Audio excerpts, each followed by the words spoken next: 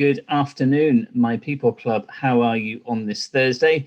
So today we are going to focus on how to develop your career. That will be the topic for this afternoon's Lunchtime Learn.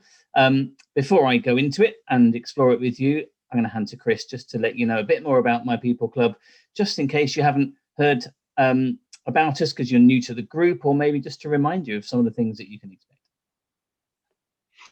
Hi guys, so welcome to My People Club. If you are new to the group and you've not really seen much or heard much about us yet, My People Club is an online membership for HR professionals, coaches and trainers.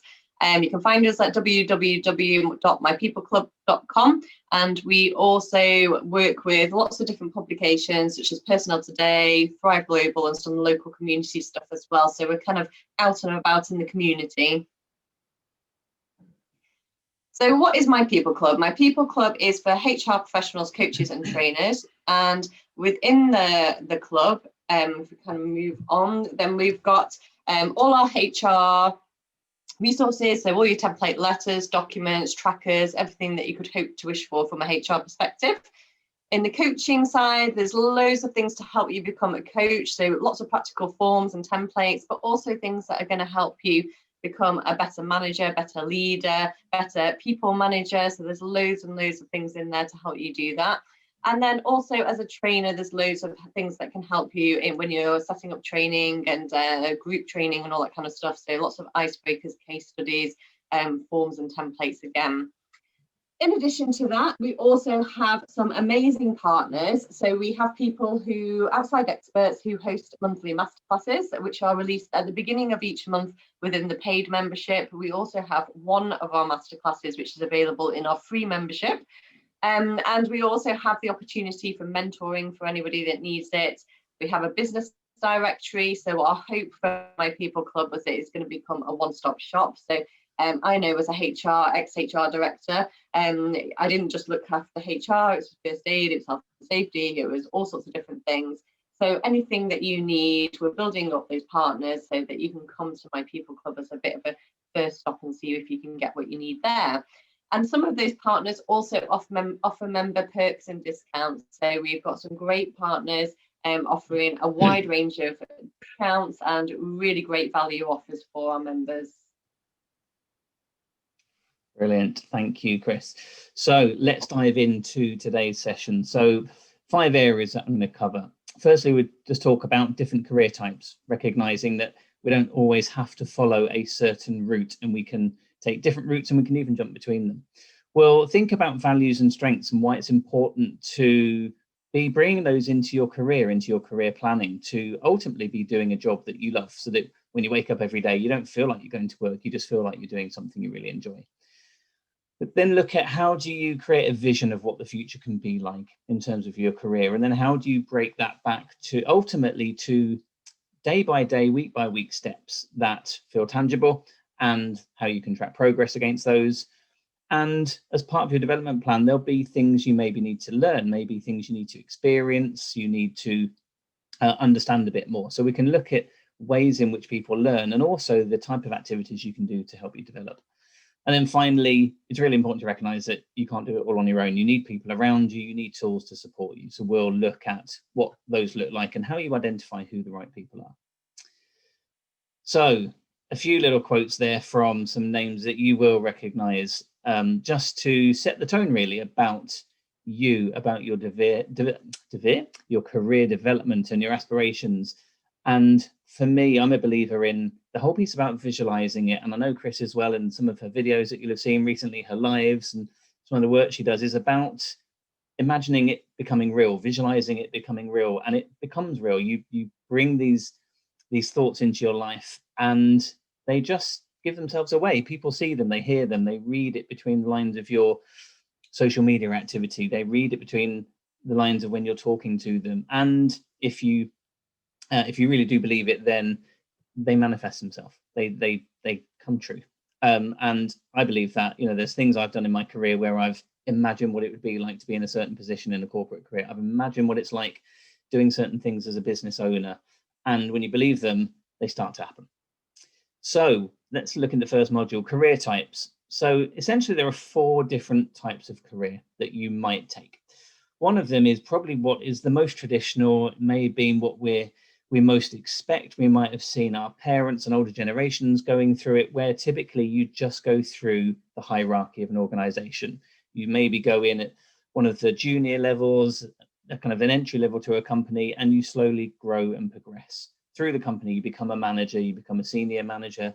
Some people then become directors, heads of areas, and maybe with certain businesses, they become the CEO, they become the MD. But it's a very traditional type of career route. Now, I think certainly over the last maybe 15 years, maybe a bit more, there are different routes and different career types that people take, which still could lead them to the top, still could lead them to be the CEO or an MD of that company or another company, but they allow a different type of experience. So a spiral type of route is where you do a similar type of job. So it might be that you are a program manager, you're delivering programs in a business. But actually what you do is you deliver programs in different areas across the business. So you might specialize in technology, then you move to HR, then you move to marketing, you move to sales, you move to operations. You might even move to different companies. So you might work for O2 for part of your career, then you move to Deloitte, then you move to Boots and Halfords, just doesn't matter which company, but you take your expertise, you take your specialism and gain different sector experience, different industry experience. So it helps you build a bigger picture of what you're good at.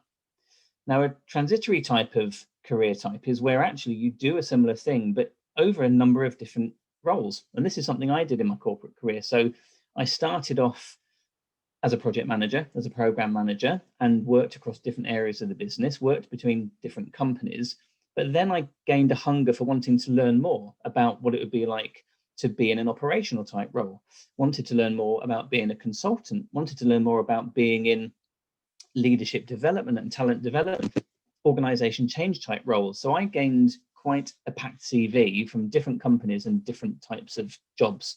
Now, whilst that didn't then result in me going right up to be the top of any of those companies, it actually meant that when I progressed my career to become a business owner and to start my own business, it meant I had a wealth of experience of what goes on in a given business across different types of them. So it meant I could help lots of different people. And that set me up nicely to what I wanted to ultimately do next from a career perspective.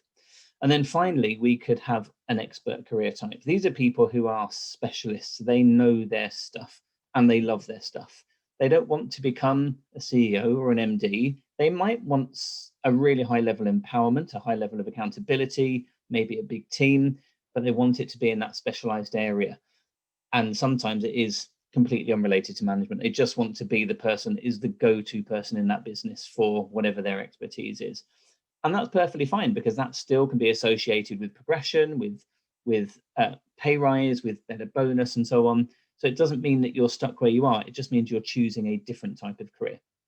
Now, as I said, people can flick between them, and that's absolutely fine. You might start off thinking you're going to move hierarchically through an organization. Circumstances change, new people come into a business, people leave a business.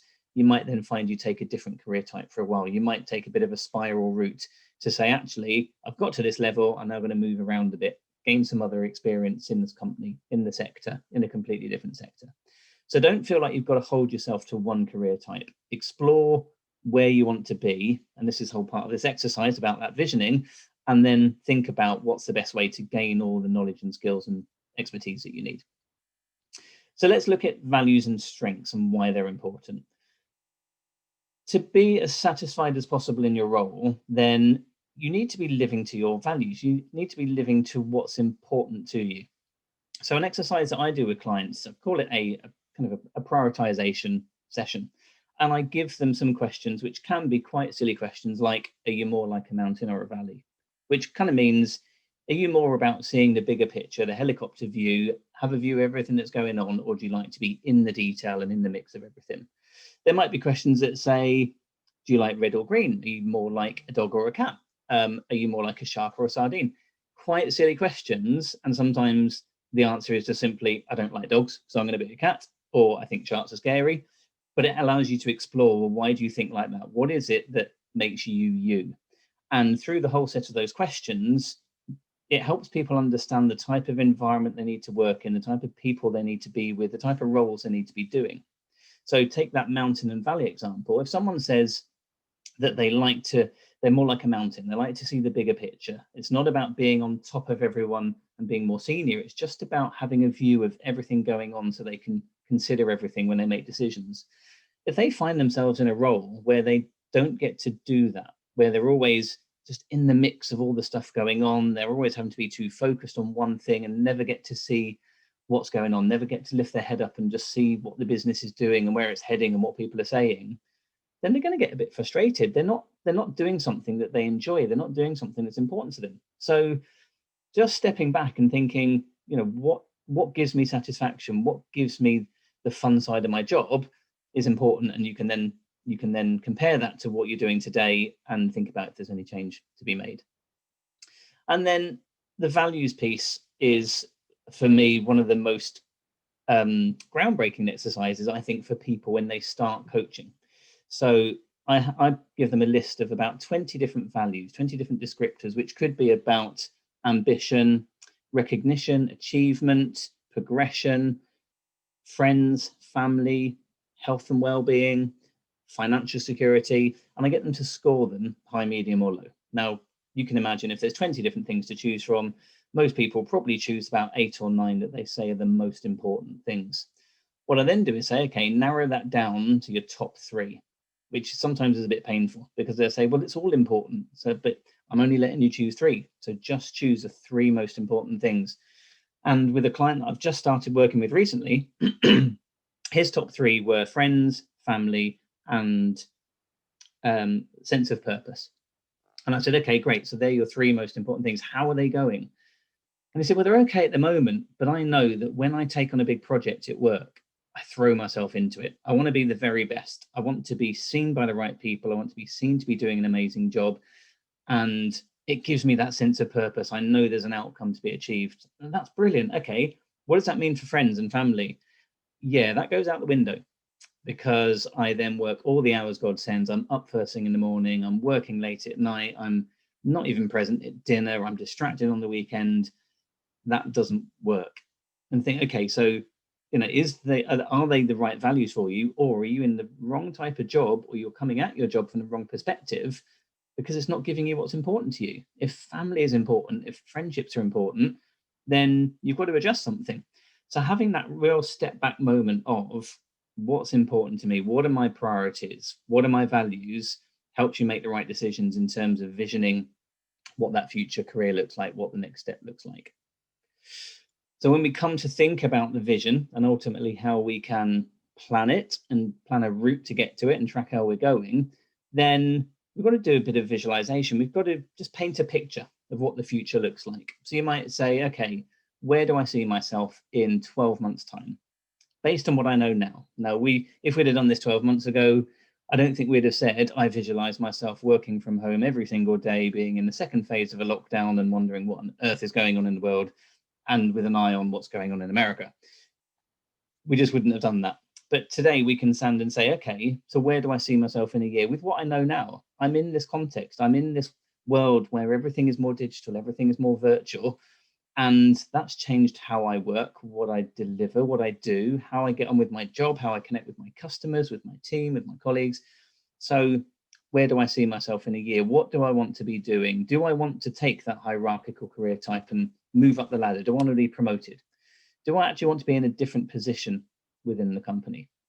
Do I want to be in a completely different company? What do I want to do? And what will that look like? And if you've got a coach, maybe you've got a mentor, maybe you've just got someone that's kind of a bit of a trusted friend, someone you talk to, have a conversation with them as if you are a year ahead. Pretend you've bumped into each other at a restaurant or in the supermarket or at an airport, and have a conversation as if it's there and then. So if my plan, my vision was to be the boss of my own company in 12 months' time, then I might have that pretend conversation with someone that says, it's great being the boss of my own company. I'm so glad I left that last place I was with. I wasn't getting all the time with my friends and family. I was doing a good job, but just didn't feel balanced, didn't feel right. I always felt compromised. And so I left, and now I've got my own company, and I've just employed my first person. It's brilliant. I didn't expect to have a team, but I've got a person working for me and we've got some great clients. We have fun with them. Most of our work is virtual. We do it over Zoom and over Teams, but we get great engagement with them. They're referring me to their friends and family, and the future looks brilliant. I'm really excited. And you talk as if it's happened. It's proper visualization in happening. And by doing that, it starts to feel more real. That bit that I said right at the beginning about kind of visualizing and imagining it. So you take that vision of 12 months and then you start working backwards. So what do I need to have in place in 6 months' time, maybe 9 months' time, if that's going to come true in a year? Okay, so I know that if it is about, let's say, setting up a new business, in 9 months' time, I want to have launched in order to have got some new clients on board. So I need to have certainly got kind of my business launch with a website, probably maybe with some business cards. And I want to have certainly had some conversations with people in my network to help introduce me to people where I think I can do some work with them. So what does that mean I need to have in 6 months' time? Well, I need to have a web developer on board. I need to have a company name. I need to think about, what my company purpose will be, the types of clients I want to work with, the types of things I want to be doing. I probably need to have a really good idea of it by then. So in 3 months' time, I need to be thinking about, when do I leave my job that I've got today? When do I put time aside to think about what my company would be doing, to think about and plan the steps I need to go through of researching web domains, going on Companies House, thinking about the markets I can do my stuff in, and so on. So you can just plan that back 9 months, 6 months, 3 months. And ultimately that then says, well, what do I do tomorrow? I've visualized what I want to do. I've had a pretend conversation with someone that's made it feel real. I've got a plan that comes back to today. So what's the first thing I'm going to do tomorrow? What will I want to have achieved by the end of the week after that, the month after that? Now, for those of you that have purchased our Thriving in Challenging Times course, or you have watched one of our Lunchtime Learns where we've talked about how to thrive in challenging times and kind of how to think about how you plan things for yourself, you'll know that we talk about hurdles and barriers, things that can get in the way. And these can just be everyday stuff. It could be everyday stuff in your job where you've just got objectives to meet, you've got targets to meet. It could be in your personal life where you've got things you want to do.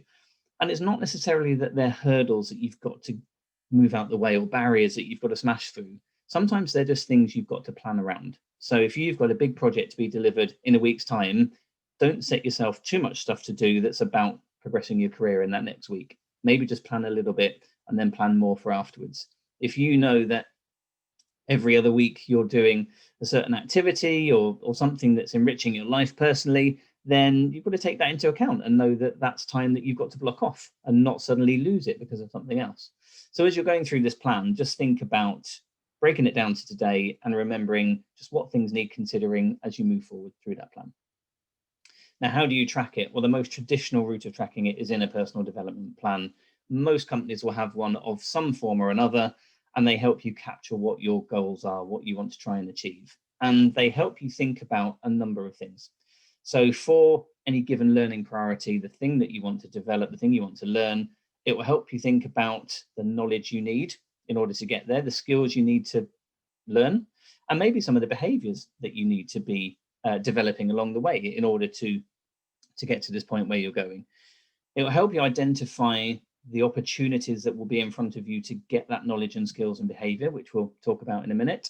And it will help you think about who you need in your network, a coach, a mentor, a previous manager, someone in a job that you aspire to do as well, someone who has been through what you want to go through. They've started their own business and can give you some of the advice. It will help you think about the tools you need to develop. This could be online learning, it could be books, it could be courses, it could be coaching, mentoring, etc. And it will help you think about, how do you know when you've got there? What will the success measures be? How will I know? What will the proof points be? Because that's ultimately how you know you've got to where you want to be. So getting it all into a plan is really good. It documents it, it gets it on paper, it cements it, and it's something you can go back to.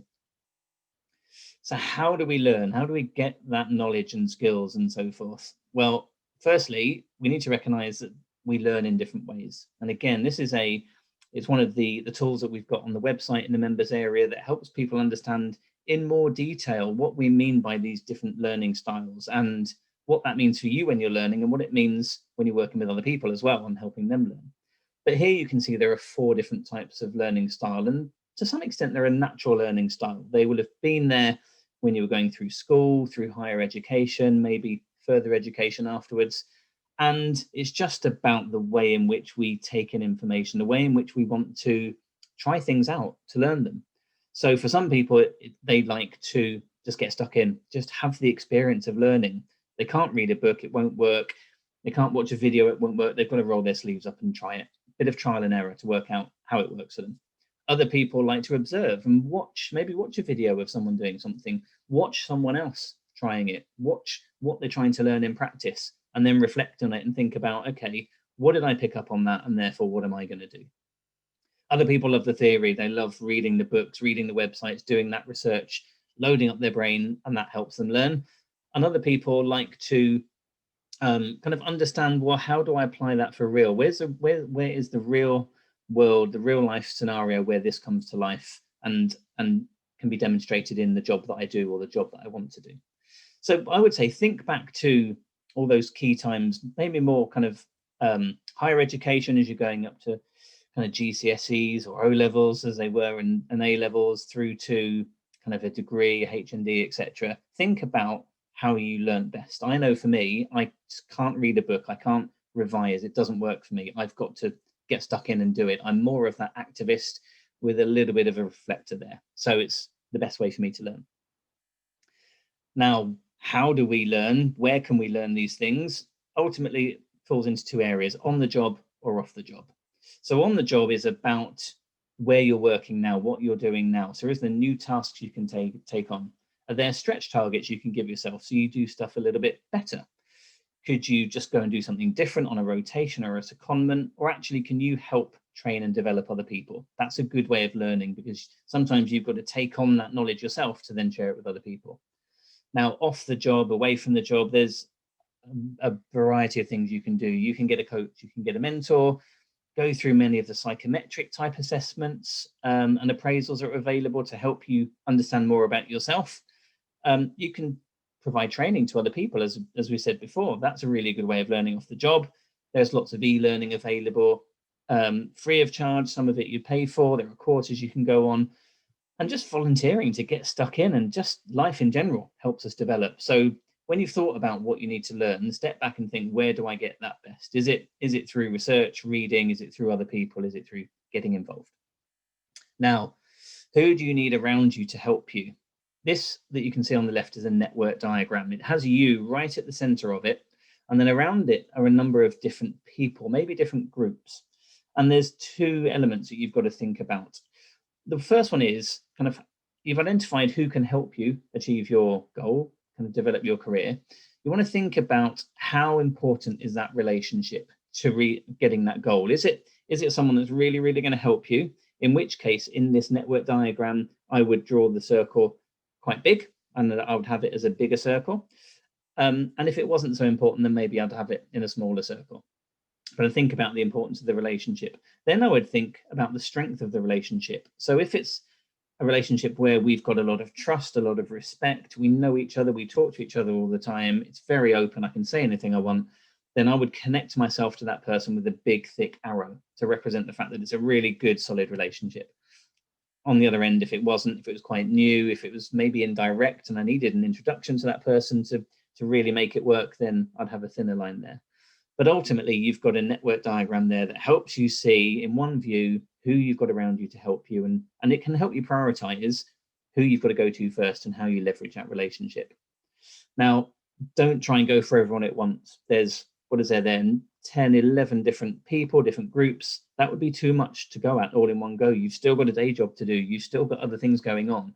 So think about the first few people that you can talk to get that first engagement going, to get that first help going, and then build it from there. In terms of support resources, it's not just about people, it's about tools. Resources means the things you kind of have at your fingertips, at your disposal to help you learn and develop. Some will have a cost to them, some might be free, some might take up more time than others.